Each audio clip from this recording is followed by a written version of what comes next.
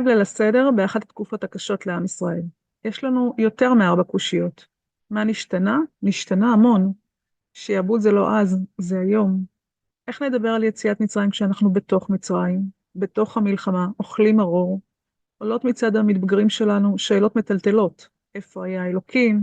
תודה רבה על כל הניסים, אבל למה לכתחילה הקדוש ברוך הוא מביא רוע לעולם? למה? שאלות שיכולות להביל אותנו. גם כי אין לנו תמיד תשובות, וגם אנחנו לא יודעים לאן זה לוקח אותם. נלמד על המקום החשוב של שאלות בחיינו. נבדוק מה קורה לנו כשאנחנו נשאלים שאלות. מה גורם לשאול שאלות? מה מאפשר לילדים לשאול שאלות? מה מחבא אותם? איך לגדל ילדים שואלים? ועוד עניינים שמעסיקים אותנו בגיל ההתבגרות, עם ליל הסדר. מה לעשות עם הבן החמישי שלא מגיע לסדר? ואיך למנוע את הקושייה החמישית. אמא, מתי האוכל? כל זה ועוד בפודקאסט המרתק שלפנינו. תהיו איתנו.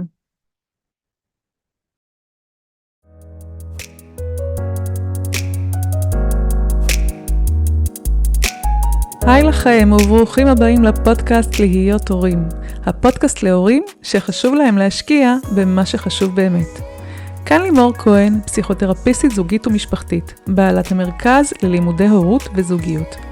היום יום עם הילדים מזמן לנו אינסוף מקרים שאנחנו לא תמיד יודעים איך להתמודד איתם. וגם כשאנחנו רוצים מענה מקצועי, יש כל כך הרבה טיפולים שאנחנו מבולבלים ולא יודעים לאן לפנות. בפודקאסט הזה אני מזמינה אנשי מקצוע ואנשים מעוררי השראה לשיחה מלב אל לב, ומבקשת ללמוד מהם על ההתמודדויות שלהם ושלנו כהורים, על מה עובד להם נכון, ולקבל כלים שיכולים לייצר שינויים בכאן ועכשיו. אני מאמינה שאין כמו השקעה בתוך הבית פנימה, וברגע שיש כלים וגישה סלולה, תפקיד ההורות הופך לחוויה מופלאה וטובה. וכשטוב בבית, זה משפיע טוב ושמחה על הכל. אז בואו נתחיל. הרב יוני לוי, וואו, אני מתרגשת, איש חינוך, עתיר ניסיון, ממקימי הקו החם לנוער, חברים מקשיבים. הוא עצמו עומד בראש ארגון קהלים, מרצה מדי שנה בפני עשרות ואלפי אנשים, משמש כתובת לפניות רבות של בני נוער, כתב את סדרת רבי המחר, היי הרב, והספרים שאלות מהלב שלי לילדים, והעתיד מתחיל עכשיו. בכתיבה שלך אתה יוצר חיבור נפלא בין התורה לחיים, ושלום. שלום לימור, תודה על הזכות וההזדמנות. אז ככה זה היה ממש טבעי להזמין אותך לשוחח. ככה עכשיו שאנחנו ערב ליל הסדר, באחת התקופות היותר מאתגרות לעם שלנו, כי איך נדבר בעצם על יציאת מצרים, כשאני מרגישה שאנחנו כרגע בתוך מצרים, סוג של מצרים, יש לנו אנחנו עמוק בתוך המלחמה, יש ניסים גלויים, אבל אנחנו גם אוכלים הרבה מרור, תקופה של אי ודאות מאוד גדולה. אז אולי רגע לפני שנתחיל לדבר לפי הסדר. ככה המצווה העיקרית שאנחנו מכירים בליל הסדר היא מצוות והגדת לבנך, שהמשמעות שלה היא בעצם לספר לילדים על כך שהאבות שלנו היום משועבדים לפרעה במצרים, ואחרי זה שהקדוש ברוך הוא הוציא אותנו משם ביד חזקה ובזרוע נטויה, בניסים ומופתים, שהותירו את המצרים חסרי כל, אבלים, מדוכאים. הסיפור הזה מסופר דרך הקושיות, השאלות שהילדים שואלים אותן, ובכלל השאלות יש מקום מאוד מאוד מרכזי בליל הסדר. אנחנו ממש מתחילים בלעורר סקרנות, שמים קערה עם כל מיני סימנים שונים, ומכסים את המצות, מגלים אותם, שמים כרפס במי מלח, כל זה באמת כדי לעורר את הסקרנות, כדי שהמצווה של והגדת לבנך תגיע ממקום אחר. אז בואו נדבר קצת על שאלות. לשאלות ככה יש מקום מאוד חשוב. קודם כל, זה מעניין שהתורה שלנו היא כתובה בצורה של סיפור. מבראשית ועד לעיני כל ישראל שהתורה מסתיימת, זה סיפור אחד ארוך, כלומר זה לא קובץ של הלכות, זה לא צ'קליסט של דברים שצריך לעשות, זה קודם כל סיפור חיים של עם ישראל. וגם ליל הסדר, נגד נכון בנקודה, הלילה הכי חשוב בשנה, הערב המכונן שלנו כעם, הוא מתנהל בצורה של חבורת ילדים, שכל אחד שואל את ההורים שלו שאלה, כל אחד בסגנון שלו, ואנחנו עונים לו. כלומר, זה משהו כל כך חי, כל כך אותנטי, וכן, אנחנו עם שמאוהב בשאלות. היה אפשר הרי פשוט לספר את הסיפור, גם בלי שמישהו ישאל קודם. אבל השאלות הן נורא חשובות. יש ביטוי יפהפה ששאלה היא הרחם של התשובה. כדי שהתשובה באמת תיכנס עמוק אל תוך הלב שלנו, צריכה לבוא שאלה לפניה, שתפתח את הראש ותפתח את הלב ותעורר את הסקרנות, ולכן אנחנו עושים כל הערב הזה המון מעשים כדי לאתגר את הילדים ולעורר אותם לשאול. רק אני אגיד לך מה הבעיה, מרוב שהתרגלנו אל כל השינויים האלה, כבר לא שואלים עליהם. כן, זה שאוכלים קרפס וזה שפתאום נוטלים ידיים, אבל לא מברכים על זה לפני, ילדים כבר לא שואלים על זה, כי הם יודעים, כדי שאוכלת קרפס יחץ. אז אדרבה, זה מזמין אותנו להיות יצירתיים, ולחדש שינויים ולעשות מעשים שיגרו את הילדים שלנו לשאול. אתה יודע, לא רק את הילדים, גם אותנו, גם אתה מרצה וגם אני מרצה, ואנחנו יודעים שאם נבוא עם תשובות, זה יהיה מעניין פחות. לא רק לילדים, גם למבוגרים. כשאנחנו שואלים שאלות, או מביאים איזושהי שאלה, שיכולה ככה קצת לבלבל, קצת לעורר תמיהה, אז זה לוקח אותנו למקום של רגע לחשוב. רגע, מה קורה כאן? מה, אתה צודק, זה באמת משהו שמעורר מחשבה, מעורר שאלה, משהו שאני צריך להשקיע בו מחשבה נוספת. חשוב לי להגיד רק שהיום אנחנו נדבר בעיקר על ילדים מתבגרים, אבל ככה אני אזכיר מדי פעם גם צעירים יותר שאותם הם שואלים הרבה למה anyway. ילדים מטבעם הם מאוד סקרנים, וכל דבר הם שואלים אבל למה, ולפעמים אנחנו המבוגרים, דווקא אלה שקצת מייבשים אותם, כי אנחנו כבר מתעייפים ולא בא לנו, שאנחנו לא יודעים את התשובה, וזה הפסד עצום, כי השאלות האלה זה מקפצה שמובילה למקום גבוה יותר.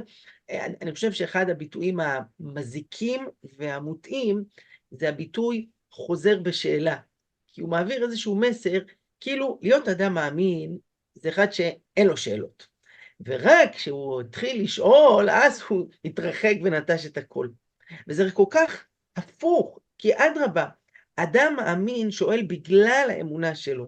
כשאברהם עומד לפני הקדוש ברוך הוא ואומר, השופט כל הארץ לא יעשה משפט, כשמשה עומד לפני ריבונו של עולם ושואל, למה הריאות על העם הזה? הם לא שואלים מפני שהם כופרים, הפוך, הם שואלים בגלל שהם מאמינים, וממילא הם רוצים לברר איך זה מסתדר, הם רוצים לגלות רובד עמוק יותר, ולכן אנחנו שמחים ומעודדים ומדרבנים שאלות. אני אגיד לך משהו שאני עושה עם הילדים שלי, בבית משפחת לוי, אנחנו מחלקים כרטיסי מצה, שזה מין כרטיס כזה, הדפסתי לבד מהמחשב, כל ילד שאמר איזשהו רעיון יפה בליל הסדר, מקבל כרטיס מצה, בסוף הם תמורת זה מקבלים פרסים, כן? מקסים. כן, הילד ששאל שאלה הוא מקבל 2 כרטיסי מצה, וילד וואו. ששאל שאלה שלאף אחד אין תשובה עליה, הוא מקבל 3 כרטיסי מצה. וואו. 10 שאלות שוות יותר. מהמם. כי שאלות פותחות, תשובות סוגרות, שאלות פותחות, וזה ממש יפה, כי זה מעודד חשיבה, מעודד יצירתיות, אבל זה גם מצריך מאיתנו הרבה מאוד סבלנות, כי כשהילדים קטנים הם שואלים הרבה למה, ולפעמים זה גומר לנו את הסבלנות, אבל זה חלק ממש חשוב בהתפתחות שלהם. זאת אומרת, הם פתאום לומדים על סיבה ותוצאה, זאת אומרת, יש איזשהו שלב התפתחותי, שכשאנחנו מעודדים את שאלת השאלות, ונותנים להם מקום של חשיבות, אז זה מעודד אותם להמשיך לשאול, ככה מגדלים ילדים שואלים, סקרנים ופתוחים לעולם. אבל לצד זה, יש ככה שאלות שהן מבהילות אותנו, ושאלות שמכניסות אותנו לאי שקט. אגב, קודם הזכרת את זה שאדם מאמין הוא אדם ששואל שאלות, ולא כזה, אתמול הייתה לי שיחה מעניינת, אני לומדת סדנת כתיבה עם אנשים שהם עוד לא מאמינים, והוא אמר לי, אתם בתקופה הזאת, הכל מסודר, מובנה, ברור אצלכם, אצלנו זה לא כזה מובנה ואיך קוראים לזה, הוא חשב שכאילו אצלנו כבר לא שואלים שאלות, אמרתי לו, הפוך, אנשים מאמינים הם אנשים שואלים כל הזמן, אבל כשאני פוגשת הורים, זה באמת מלחיץ אותם. ואם רגע נחשוב על התקופה המאוד מאתגרת שאנחנו נמצאים בה, אנחנו לא צריכים לייצר מה נשתנה, אנחנו בתוך המה נשתנה. זאת אומרת, מאוד נשתנה. נכון? אם בחנוכה דיברנו על זה שאנחנו נמצאים בחג הניסים ואוטוטו התרחש נס, ובפורים אמרנו ונהפוך הוא, ועוד רגע ויהיה ונהפוך הוא, וכל המצב הזה יתהפך עלינו לטובה. להחזיק את התקווה הזאת לאורך זמן. עכשיו אנחנו אומרים לו, בפסח ניגענו ובפסח עתידים להיגאל, אבל הילדים שלנו באמת מגיעים עכשיו עם שאלות מאוד מאוד קשות, שאלות שיכולות להבהיל אותנו מאז ה7 באוקטובר. ואיך אמרה לי אמא אחת, אני בעצמי כרגע במצב של מתערערת, אני בעצמי, האמונה שלי כרגע קשה לי להחזיק אותה לאורך זמן, והשאלות של השיעבוד, של כל הכבוד לקדוש ברוך הוא שהוא הביא לנו המון ניסים ונפלאות, אני אומרת את זה רגע אבל למה לכתחילה היה צריך את כל הרוע הזה, למה צריך את כל השיעבוד הזה, למה היה צריך עוד פעם את ה7 באוקטובר? סיפרה לי אמא אחת שהיה להם דיון בשולחן שבת, פסח מתקרב, ודיברו על סיפור יציאת מצרים, אז הבן שלה מתבגר, אז הוא התריס, כדרכם של מתבגרים, והוא אמר, מה מתפעלים כל כך מזה שהוא הוציא אותנו ממצרים? הרי הוא זה שהכניס אותנו לשם, שברת, שילמת, הוא אחראי גם להוציא אותנו, מה? עכשיו, היא נותרה בלי מילים, היא לא ידעה מה להשיב לו. ופה אמרתי לה טיפ, ואני אומר את זה לכל המאזינים ששומעים אותנו, קודם כל, אנחנו לא תשובומטים, אנחנו לא מחויבים על המקום, תשובה לכל שאלה, ואני אגיד, אדרבה, לשאלות גדולות אין תשובות קטנות. ומי שמנסה למכור לנו תשובות פשוטות וקצרות לשאלות הגדולות של החיים, אז הוא משלה את עצמו והוא עובד עלינו. הרב, רגע, לפני שאתה ממשיך, אמרת פה 2 משפטים מכוננים. אני רגע רוצה לחזור עליהם ברשותך. כי באמת אם אנחנו רגע יוצאים מתוך המקום שאנחנו יודעי כל, כי אנחנו ההורים הרבה פעמים תופסים את עצמנו במקום של אנחנו צריכים להיות בשביל הילדים כאלה שיודעים הכל ומחזיקים הכל, אז לא. גם אנחנו יכולים להיות במקום הזה, במקום של הלא יודע, וזה בסדר להיות במקום של הלא יודע, וזה מאוד מרגיע. כאילו לדעת, אני יכול להיות במקום הלא יודע, ואני יכול לשמוע ולהגיד זו שאלה מאוד מאוד חשובה, ולחזור אליך עם תשובה. והדבר השני שאמרת, שגם אפשר להשתמש בו כתשובה לילדים, שהוא גם דבר מאוד חזק, אין תשובות קטנות לשאלות גדולות, ובגלל ששאלת שאלה כל כך חשובה, אז אני רגע רוצה לחשוב עליה עמוק יותר, או אפילו ללמוד ביחד. נכון, ואמרתי לו, אותה אמא, תראי, את יכולה להחזיר את הכדור אליו, ולהגיד לו, וואלה, זאת שאלה, אני גם מתלבטת בה, נו, אז מה אתה אומר? הוא יגיד, לא יודע, אז קדימה, בוא תברר, אולי תשאל את הרם שלך בישיבה, אולי תפתח ספרים, אפשר לחפש באינטרנט, ובוא, אנחנו נשמח, תחזור אלינו עם תשובה. כלומר, לא לתת להם להפיל את זה עלינו, כאילו הם בתפקיד מפריחה שאלות, וישבו בחיבוק ידיים, ואנחנו צריכים עכשיו לעבוד קשה. לא, זאת האמונה שלנו, זאת החיים שלנו, של כולנו, ואנחנו צריכים לחפש את התשובות, לא תשובות קטנות. אני מזדעזע כל פעם מחדש, אנשים שעוסקים, למשל, שאלת השואה, זו שאלה ענקית ומטלטלת, ויש כאלה שיש להם תשובות, זה קרה כי ככה וכי ככה, ובעיניי זה חילול השם, וזה חילול זכרם של הקורבנות, לייצר תשובות כאלה.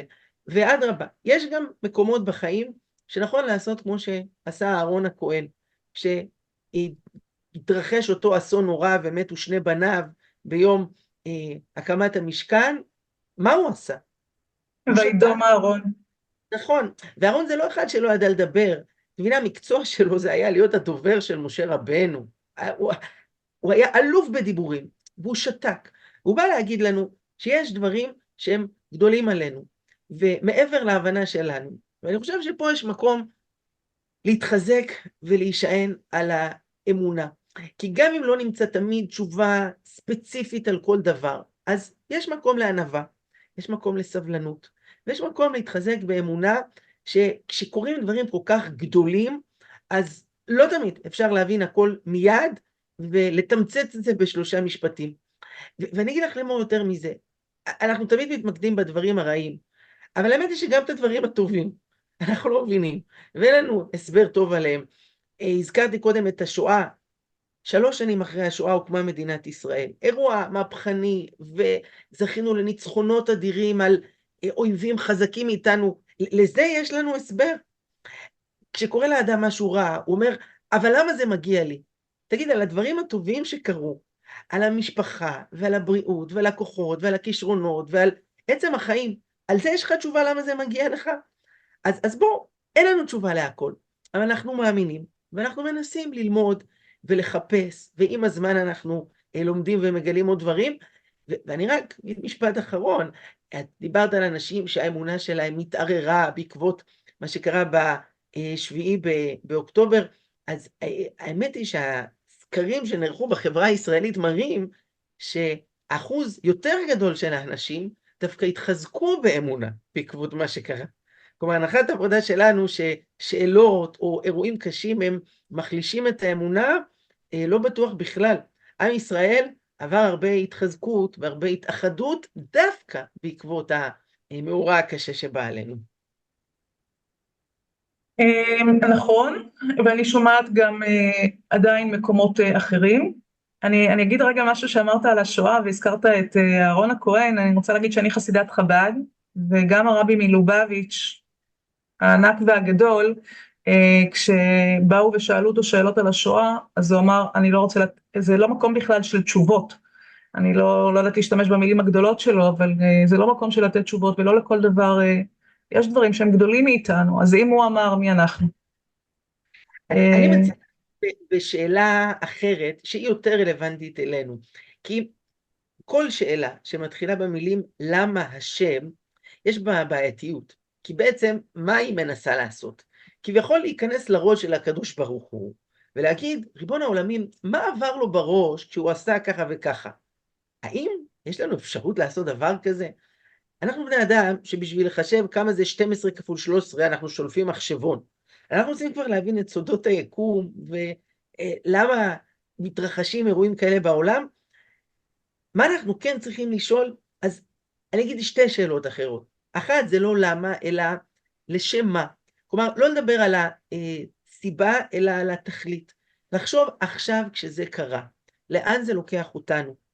איך מה שקורה לנו, קורה לנו, כן, ככה הרב זקס, זכר צדיק לברכה, היה מתנסח, כן, איך מה שקורה לנו בהי, מדבר אלינו, מה זה אומר לנו, לאן זה לוקח אותנו? אם בכל זאת אנחנו רוצים לדבר על שאלת הלמה, אז השאלה היא לא על אלוקים, אלא על בני אדם.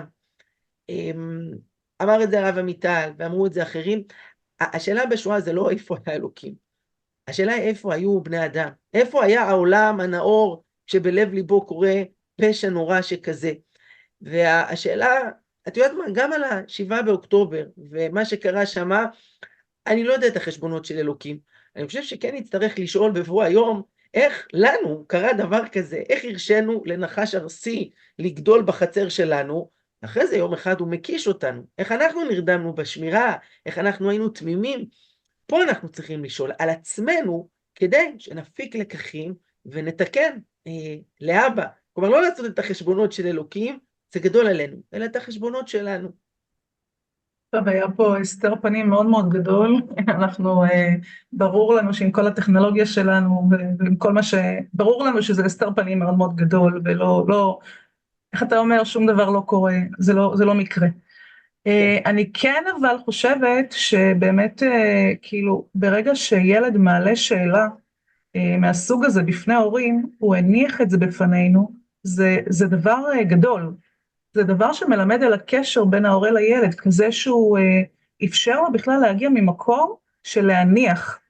זה לא דבר, אני עובדת המון עם מתבגרים, זה בכלל לא ברור מאליו, כי זה גיל שבו הם מתמודדים עם הרבה מאוד שאלות של זהות, מי אני ומה אני. נכון, אנחנו מגדלים את הילדים, אבל זה לא משהו שהוא מולנו, זה משהו שקורה איתם, עם עצמם. במהלך גיל ההתבגרות, אני בודק מי, נכון, גדלתי, שמעתי אותך אבא, שמעתי אותך אמא, עכשיו אני במקום של תהליך ברור עם עצמי, והתהליך שלי עם הבירור עם עצמי, והתהליך הזה של בעצם לברר את הזהות שלי, עכשיו פוגש גם, הוא גם ככה קשה ולא פשוט, ועכשיו הוא גם פוגש את המלחמה, שהיא כאילו יוצרת זה. אז קודם כל זה מקום גדול מבחינת ההורה, תקבל את זה כמחמאה גדולה על הקשר שלך עם הילד שלך, שהוא מוכן להניח בפניך שאלה כזו. ועכשיו תבדוק רגע עם עצמך מה קורה לך בתוך זה. כי באמת הורים הרבה מאוד נבהלים כשמניחים בפניהם שאלה כל כך גדולה, רגע, לאן זה ייקח את הילד שלי עכשיו? אולי הורה אחד אמר לי שהילד שלו הפסיק ללכת לבית הכנסת, אמר יותר אני לא מתפלל, אם זה אלוקים אני לא רוצה להיות חלק מזה. וזה נורא נורא מבהיל את ההורים, רגע, אני גידלתי כל השנים את הילד שלי לתורה, למצוות, לערכים, ועכשיו הוא רגע, זה נורא מבהיל אותם, ולכן אולי זה המקום החושש הזה של הלא יודע. כאילו להיות במקום של אני לא יודע את התשובות, זה מכניס יותר ללחץ. שילד או נער פונה אלינו בשאלה, או בכלל, זה יכול להיות גם חבר או חברה בעבודה שניגשו אלינו, אני חושב שיש פה שני דברים. אחד, יש כאן ציון לשבח עבורנו. אם בן אדם נתן בי אמון, והוא בא ומניח את זה לפניי, זה אומר שהוא סומך עליי, שהוא בונה עליי, ואני צריך לסמוך על הדבר הזה. לצד זה, יש פה גם סוג של מבחן, שיהיו לו השלכות על השאלות הבאות. דהיינו, כשהילדים שלנו שואלים אותנו, הם גם בוחנים אותנו, ואם מה שהם ימצאו בתשובה שלנו אליהם, זה זלזול בשאלה, או שיפוטיות כלפי האדם, או ביקורתיות, או שטחיות, מין לנפנף, לסגור את זה באיזה משהו לא רציני, אז יש סיכוי שפעם הבאה הם לא ישאלו אותנו. הלוואי שהם ישאלו מישהו אחר, או שאולי הם לא ישאלו בכלל. ולכן אנחנו צריכים לשים לב איך אנחנו מגיבים ואיך אנחנו מתמודדים. עם זאת, רגע, לפני שאתה הולך לעם זאת, אמרת דבר מה זה חשוב. כאילו באמת שהילדים יראו בנו כתובת, כי השאלה הזאת שנשאלת, היא יכולה להיות בבחינת פתח לשאלות הבאות, ולבירורים הבאים, ולהרבה מאוד דברים שעוברים על הנער המתבגר שלנו, או על הנערה המתבגרת, וזה יכול להיות גם חסימה, כאילו בתקשורת. התגובה שלי יכולה להיות חסימה בתקשורת. אז שנשים לעצמנו אור אדום, רגע, זהירות בתשובה, זהירות להיכנס למקום שיפוטי, זהירות, כן. אחד הדברים שגילינו בחברים מקשיבים, זה קו הייעוץ לנוער, שזכיתי להיות שותף בהקמה שלו לפני שנים, זה שהשאלה הראשונה היא לא פעם מין הטלת חכה, זה מין איזה ספתח על השאלה האמיתית. ואם צלחנו את השאלה הראשונה, אז תוך דקה כבר נעבור לשאלה שבשבילה באמת התכנסנו פה. בכל אופן, אחרי כל זאת חשוב גם שלא נלחץ, כי יש הורים שברגע שילד שואל שאלה הם מרגישים שהם חייבים עכשיו לפתור לו את הבעיה ולמצוא לו את התשובה הקולחת, וזה לא נכון, בגלל שקודם כל לא לכל שאלה יש תשובה קולחת, קולעת ומנצחת. אני אגיד יותר מזה, שאלות של אינפורמציה, אז קל למצוא עליהן תשובה, כולל שאלות הלכתיות, מה יעשה מי ששכח, יעלה ויבוא וכו', יש לזה תשובה אינפורמטיבית פשוטה. אבל האמת היא שהרבה מהשאלות, זה לא שאלות של אינפורמציה, זה שאלות של חיים, זה שאלות של התמודדות. כשבא מישהו ומספר לי שאימו לא עלינו נפטרה מסרטן, או בא הבן שלי ואומר לא הכניס אותו להדרכה, והוא מתוסכל נורא, והבת שלי רצתה איזה תפקיד בהצגה של חודש אדר, ובסוף נתנו לה משהו זניח, והיא נורא מוחזבת. יש פתרון פשוט לדבר הזה? יש איזו תשובה שמעלימה את השאלה? אין. ופה צריך להבין שהיכול להיות שהתפקיד שלי זה לא לתת תשובה, אלא להיות איתה, להתבאס איתה, להדהד את התחושה, את הכאב שלו. מתוך זה נחשוב ביחד מה הלאה, אולי איך להסתכל באופן קצת שונה על הדברים, אולי לראות דברים שהוא לא שם לב אליהם, אבל לא לכל שאלה יש תשובה, וגם כשיש תשובה, תראו, מאזינים יקרים, זה לגיטימי שהיא לא תבוא על המקום. כלומר, אפשר להגיד למישהו, תקשיב, זה באמת שאלה טובה, ואני לא רוצה לתת לך תשובה שטחית וקטנה, בוא נדבר שוב מחר. אני רוצה לחשוב על זה ונברר, וגם אתה תחשוב בינתיים, ותגיד לי מה אתה גילית, מה אני גיליתי, ונמשיך את השיחה שלנו. אנשים מכבדים את זה. אנשים רואים, אתה לא מורח אותם, אתה לא מתחמק מהם, אתה לוקח את השאלה שלהם ברצינות, כי זאת באמת שאלה גדולה, ואנחנו לא רוצים לתת עליה תשובה קטנה. אתה יודע, הרב, אתה ממש לוקח אותנו למקום של המתבגרים, אתה לא רוצה לקרוא לזה הבן הרשע חלילה, אבל בתהליך ההתבגרות יש באמת את המקום של השאלות המתריסות. שאלות המתריסות, כאילו שהילדים שואלים אותנו, המתבגרים שואלים אותנו שאלות מתריסות ממש, ואז מה שאתה אומר כאן, גם לשאלות המתריסות האלה, רגע לתת מקום של חשיבות, של כבוד. עם זאת, לשאלות מתריסות חשוב שנעשה תאום ציפיות בינינו לבין עצמנו, וזה לאו דווקא מהילדים שלנו. לא פעם פנו אליי אנשים דתיים ואמרו שבא איזה חבר לעבודה והטיח בהם איזו שאלה, אולי המפורסמת ביותר זה, האם אלוקים יכול לברוא אבן שהוא לא יכול להרים? כן, את מכירה שאלות מהסוג הזה? כל מיני דברים כאלה שאני אומר להם, תראו, מה נראה לכם? נגיד שתהיה לכם תשובה קולעת ומצוינת לשאלה הזאת. אני אגיד בסוגריים שדווקא אין תשובות מצוינות לשאלה הזאת. בספר איי הרב אחד הבאתי שם 3 תשובות, לדעתי, מעולות לשאלה. אבל מה נראה לכם? שאם תגידו לו, אחלה תשובה שבעולם, מחר הוא יניח תפילין ויחזור בתשובה, ברור שלא. יותר משמעניין אותו התשובה, מעניין אותו האבן שבזכותה הוא הצליח לתקוע את הדתיים. עכשיו, אני לוקח את זה גם לילדים שלנו, שלפעמים השאלה זה סוג של התרסה, שמה שעומד מאחוריה, זה סוג של קושי, קושי בשמירת הלכה, קושי והתחברות לחיי תורה ומצוות, ונודע לאמת, זה באמת קשה. זה מאתגר, ויש לחץ חברתי, ויש סחף לעולם חילוני, וקשה להם. ולכן יכול להיות שיותר משהם צריכים את התשובה שלנו, הם צריכים שנהיה איתם בקושי ובכאב. יכול להיות שיעזור להם להגיד, האמת היא שגם לי קשה לפעמים. כן, נער ששואל אותי, אבל למה צריך להתפלל וזה משעמם אותי? אני אגיד לו את האמת שגם לי קשה לפעמים להתפלל, וזה באמת לא קל. ואולי אדרבה, כשמשהו יותר קשה, גם הערך והשכר שלו יותר גדול, ואני יכול לשתף אותו אולי בטיפים שעוזרים לי, אולי זה גם יעזור לך. זה לא תשובה נוסחתית, כי אין פה נוסחה, אבל זה כן להיות איתו, ושימו לב שגם לבן הרשע, איך אומרת ההגדה? אכה את שיניו. לא כתוב לשבור לו את השיניים, צריך להקהות את הפיץ, את החוד שלהם. אנחנו לא שוברים את השיניים, והבן הרשע, כן, שלא נתבלבל, אין ילדים רשעים. יש ילדים שלפעמים מתנהגים בצורה לא טובה, ילדים שקשה להם, ילדים שמתבלבלים, אבל זה ילדים שלנו, ואנחנו מאוד שמחים שהם עדיין איתנו ליד השולחן, אפילו אם הם יהיו רק חצי מהזמן, אפילו אם הם יגיעו באיחור, והם ישאלו שאלות מתריסות, אבל עצם זה שהם שואלים שאלות ושהם איתנו, זה כבר טוב, ואנחנו שמחים על זה. לגמרי, אני חושבת שלקחת אותנו פה לשתי קומות נוספות. אחד זה באמת להיות כנים, להיות כנים, לא להתייפייף. הילדים כל כך יודעים לזהות את המקומות האלה אצלנו כשאנחנו לא מביאים את עצמנו באמת שלנו. גם לנו זה לא תמיד פשוט, וזה חשוב שזה ייאמר. והדבר הנוסף זה להיות עם הילד, כי לא תמיד הוא שואל שאלה בשביל לקבל תשובה.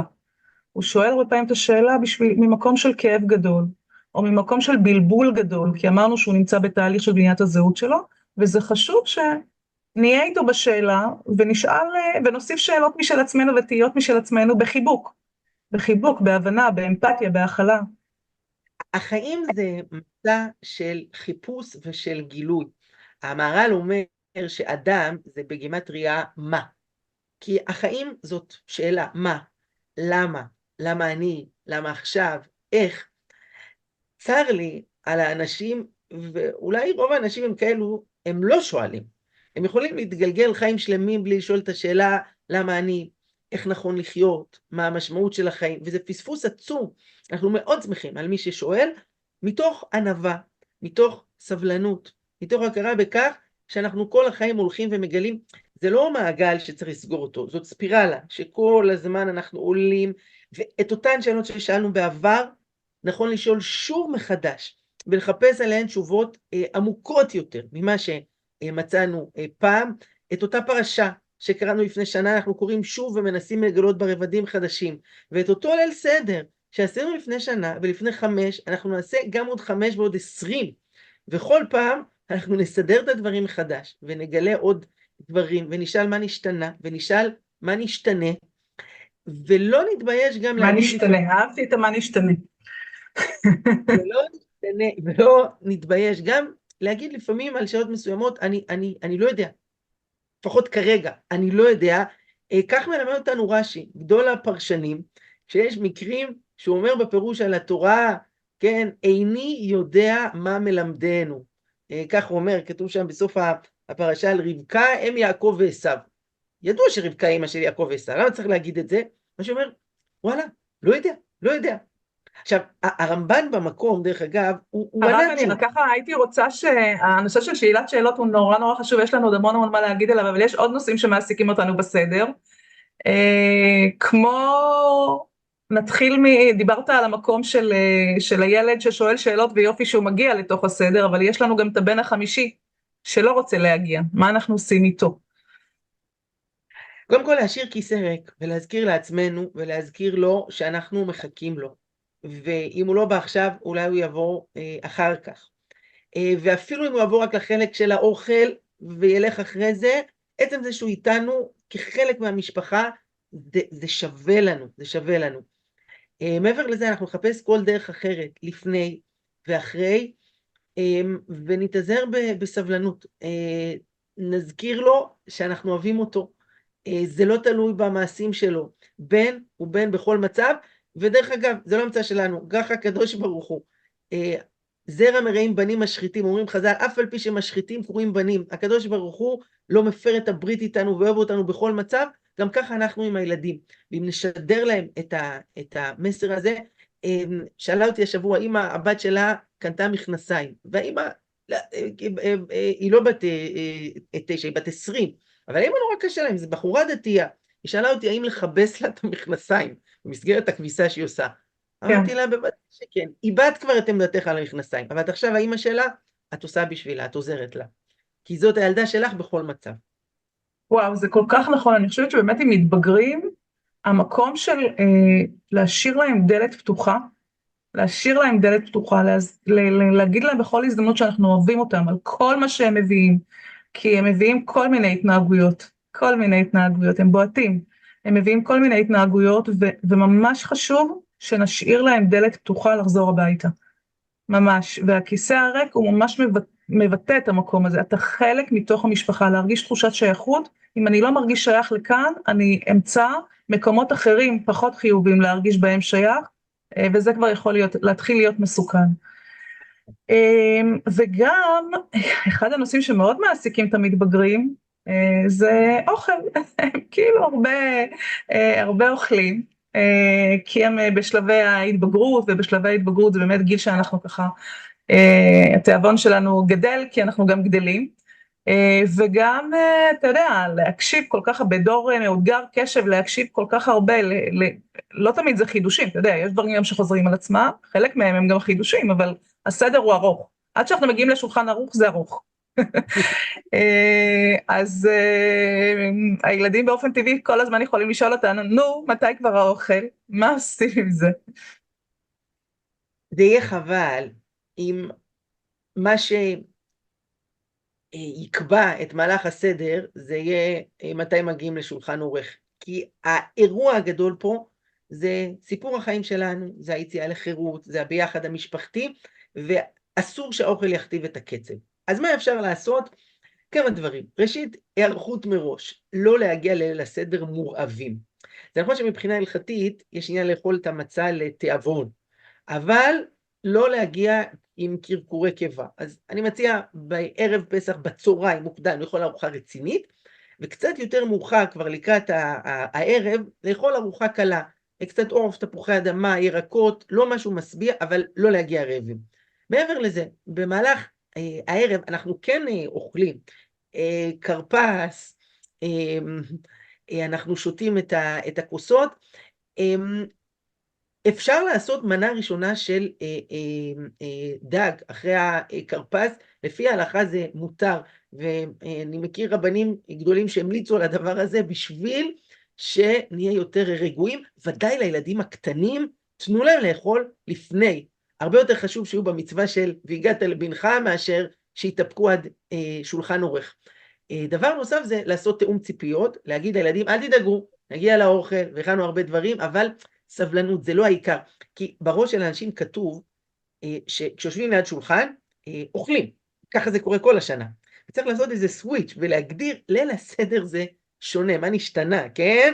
שנאכל, אבל זה לא הדבר המרכזי. אני אגיד פה טיפ אחד, ככל שהם יהיו יותר שותפים, ככל שלכל ילד יהיה תפקיד בליל הסדר, ודברים שהוא הכין ומציג לכולם, הם יהיו פחות עסוקים בשאלה מתי אוכלים. כי זה לא שאורך הסדר הוא עכשיו הצוות בידור לכולם. בידור. הם יושבים, בידור. כן, ישחקו הנערים לפנינו. לא. הלילה הזה הוא של כולנו, ולכן עוד לפני הסדר לחלק לכל ילד, לחלק לכל אחד מהאורחים שבאים אלינו, קטע בהגדה שהוא אחראי, לשתף, לעלות רעיונות וכולי, ואז כשאתה שותף, אתה פחות עסוק בשאלה, נו מתי כבר האוכל, וליל הסדר נראה אחרת לגמרי. וואו, אז אנחנו ככה, בוא נאסוף את הכל. אתה אומר בעצם דבר נורא חשוב, בהכנה לליל הסדר היא הרבה לפני ליל הסדר, בהכנות, בשותפויות, אפילו בניקיון, להתכונן יחד, להכין יחד, להיות חלק ולהיות שותף, לדעת, לעשות תיאום ציפיות, לדעת מה עומד להיות שם ומה עומד לקרות. המקום הזה של שותף, אגב, אצלנו זה ממש אפילו ברמה שכל אחד קורא קטע מתוך ההגדה. זאת אומרת, אנחנו ממש קוראים את ההגדה ביחד, לא ראש המשפחה הוא זה שקורא את ההגדה, אלא כל אחד קורא את הקטע שלו, ואנחנו מכינים את הילדים מראש, כאילו, איך שאמרת, להגיד איזשהו וורט קטן או משהו קטן על הקטע שהם קוראים. אפילו ברמה של תרגול קריאה, כאילו, ממש בהרבה סבלנות, לתת לכל אחד את הילד את המקום שלו. להשאיר מקום לילד, למתבגר שלנו שלא בטוח שהוא רוצה להגיע, או שהוא רוצה להגיע אפילו לחלק, לכבד את המקום הזה, לספר לו על החשיבות של הערב הזה, גם מבחינת האירוע ההיסטורי שהוא, וגם מבחינת היותו חלק מתוך המשפחה שלנו. כאילו, אתה חלק מתוך המשפחה, אנחנו רוצים אותך פה, אנחנו אוהבים אותך פה, ואנחנו נחכה לך. אנחנו נחכה לך, ונחכה לך בכיליון עיניים שתהיה חלק ושתגיע, כי אתה חשוב לנו. ואז לתוך השאלות של מה נשתנה היום, שהן שאלות שמלוות אותנו בכאן ועכשיו, ממש בכאן ועכשיו, לא להיבהל, להיות במקום רגוע רגע, להבין שהשאלות האלה הן חלק מבניית הזהות של הילד, הן חלק מתהליכי הגדילה שלו, זה לא הופך אותו להיות חוזר בשאלה, אמרנו גם חוזר בשאלה, זה שאלה גדולה, איך אנחנו מגדירים את זה, זה לא המקום של להיות זה לא לוקח אותו עכשיו למקומות, וגם אם זה ייקח אותו, זה בסדר, הוא בתהליך של בדיקה, או בתהליך של להיות כנה בתשובות, ואנחנו לא במקום של הכל יודע, זה בסדר ללמוד ביחד, ואין תשובות קטנות לשאלות גדולות, ובאמת השאלות שמלוות אותנו, הן שאלות גדולות, ואתה יודע מה? אני מאמינה יותר מתמיד, שאנחנו בפעמי גאולה, לא יכול להיות אחרת. אין ספק, ראינו בכל אורך ההיסטוריה שמהמשברים הגדולים יצאו עליות נפלאות, וודאי עכשיו שאנחנו כל כך קרובים, הקדוש ברוך הוא מוביל אותנו יד ביד, ואם אנשים שואלים איך אפשר פסח בתוך המלחמה, אדרבה, פסח זאת התרופה, פסח זה המשענת, זה העוגן, אנחנו זוכרים, עברנו את פרעה, נעבור גם את זה, יש לנו פרספקטיבה היסטורית, אנחנו עם של 4,000 שנה, ולכן אנחנו בטוחים שגם הרשעים הנוכחיים הצטרפו בפח הזבל של ההיסטוריה, יחד עם פרעה ועם המן ועם היטלר, ועם ישראל חי וקיים ומנצח בכוח של המשפחה, של האמונה, של הביחד, ושנזכה לגאולה שלמה במהרה בימינו, אמן. אמן. תודה רבה לך שהיית איתנו, תודה רבה לכם מאזינים יקרים, ואתם יכולים לשמוע אותנו כאן ביוטיוב, בספוטיפיי, ברשתות החברתיות השונות, פייסבוק, אינסטגרם, לימור כהן, בעלת המרכז להורות לזוגיות, יחד עם הרב יוני לוי. תודה רבה, וחג פסח כשר ושמח. תודה רבה.